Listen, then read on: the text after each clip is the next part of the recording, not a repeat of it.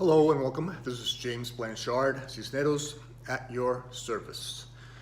Today I'll be reading the April 9th Daily Inspirational Post.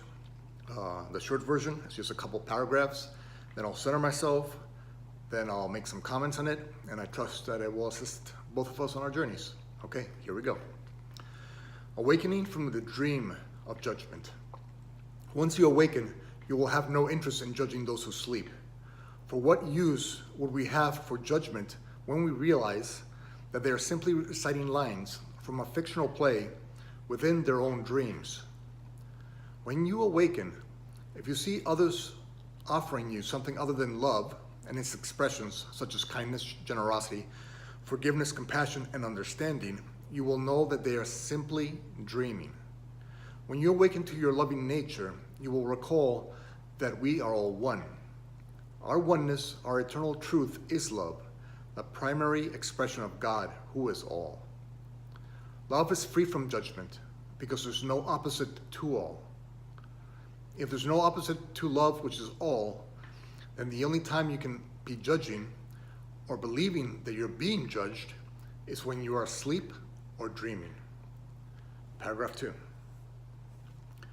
Today, when the ego is once again demanding that we support its false concept of judgment, let us recall that we have free will and can,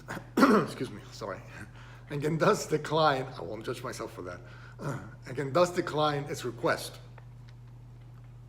Let us remember that, where the ego's judgment-centered mindset has taken us before, nowhere we desire to be, and definitely not to the state of peace. Then, let us recall that we are God's love's creations and forever worthy of peace. To get to this place of peace, let us simply offer others the opposite of what the ego demands, forgiveness. The more that we, through free will, choose forgiveness over judgment, the more control we achieve over our own thoughts, thinking, minds, and lives. Today, let us become grateful, not judgmental of, those who have helped us practice using our free will to take back control of our own minds and lives.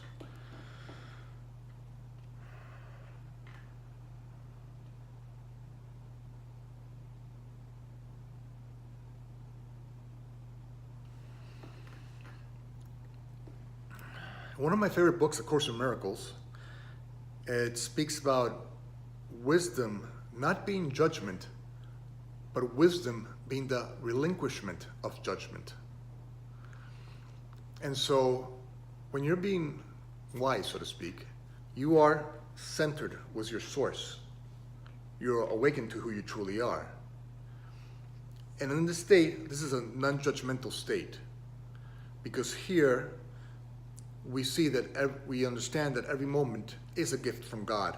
And so everybody's fulfilling their purpose at their own time and pace. So when you're judging somebody else, what you're doing is you're questioning God or saying that God is wrong. And so when you're unconsciously thinking that God is wrong, you will produce guilt, and that this will only feed the illusion.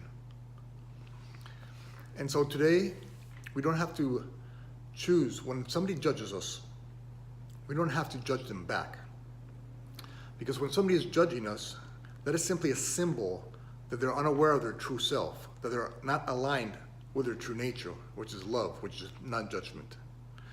So there's no need to judge somebody for judging us. That would simply blow up the illusion and make us sink deeper into the illusion. So somebody judges you, you become defensive, you judge them back, guess what? You fall into that illusion. But if somebody judges you and you simply realize that they're simply unaware of who they truly are, that they're simply in their own way dreaming, then you overlook and or forgive the error, the illusion. And so if somebody judges you, you either forgive them, you use forgiveness, because forgiveness being an expression of love realigns you with your source, with who you truly are. And so you use forgiveness to come back into consciousness, so to speak. Or you can just overlook the illusion, overlook the judgment. And that's not saying that you're being a doormat. That's just simply saying that you're realizing what's true and what's not true. Or I should say what's not true and what's true. And so you love your brothers and sisters because you know that they're just going through the journey, the one they've co-created with God, in their own perfect way, so that they can remember who they truly are and who they are not. And being in the state of illusion, this illusionary state, you can only be here for so long before you really realize that this is not your true home, that you'll feel somehow out of balance, out of alignment with who you truly are. And then you'll start looking for another way. And this other way, one of the doorways to this other way, is to forgive our own self-judgments and our judgments of others, or simply to overlook it. And so today, let's try doing that today. Whenever we are judging ourselves, let us simply not think of ourselves as bad or not good or not spiritual or not wise, not whatever enough. Simply recall, oh, okay, I'm judging myself now because I'm simply out of alignment with the memory and understanding that I have co-created my journey with God, and thus each step of my journey is sacred and good and perfect for me, for my growth, healing, and awakening process. Okay? Then, if somebody judges you, you don't dive into the swamp with them, so to speak. You don't judge them back. There's no point. They're just dreaming. There's no point in judging your brother or sister for dreaming. You simply forgive them. Forgive them because you simply understand that they're processing their life the way they need to get to a place of peace. And so their lack of peace and that expression of judgment, which is a symbol of their lack of peace, has nothing to do with you unless you allow it to. If you allow it to, you sink into it. If you don't allow it to, you simply realize, that's their journey. That's what they think, fine. I forgive them. I forgive myself for even thinking about judging them. Their journey is perfect for them, and my journey is perfect for me. But right now, I understand that I'm worthy of peace. And so what brings me to peace is non-judgment. And sometimes what brings me to peace is forgiveness and having greater compassion for somebody else. So I come back. Whenever I'm judging myself, I just come back through forgiveness, remembering that this is not who I am. I deserve peace because peace is an extension of love.